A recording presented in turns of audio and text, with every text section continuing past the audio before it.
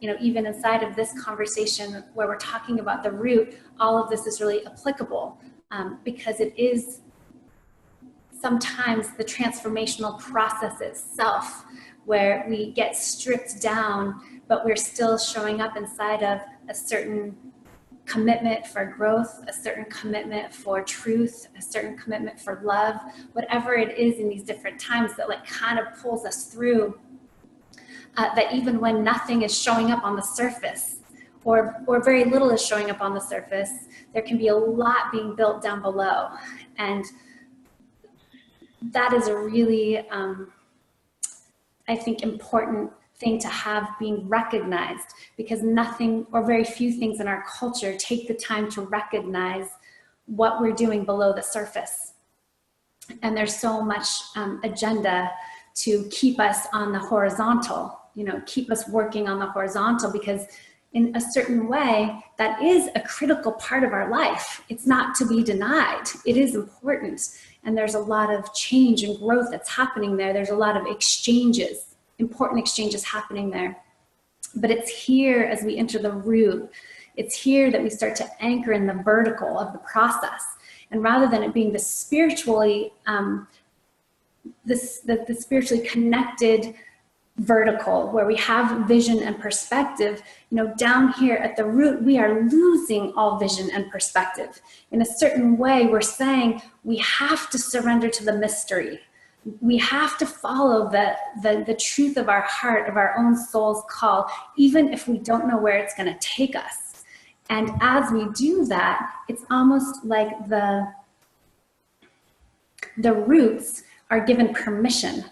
It's like saying yes to the unknown that's so real inside of us, or the visions that are so real inside of us that seems to kind of open some of those lower gateways of feeding ourselves, not just from the earth, but even through the earth. It's almost like if we take some of what, who was it? I think maybe it was Roseanne, who shared in the discussion list about her experience of being at the root. And she was really sharing a lot, at least what I was hearing a lot in her share about just the communication with the elemental beings, the communication with those invisible energies that are actually giving us our lives and yet don't have a form for us to attach to. So rather than, saying thank you to the farmers that are growing our food, which is also incredibly important, there's that whole relationship with the elemental world and all of the magic and mystery that's occurring, in all of these life forms that also want to be energized through the human form, because we can. We can. I mean, what an amazing thing we can do. Like, we have the consciousness to recognize even that which we don't understand and be able to open our hearts to it and say, thank you. Like, thank you, Creator, for whatever the hell you do that has that flower bloom.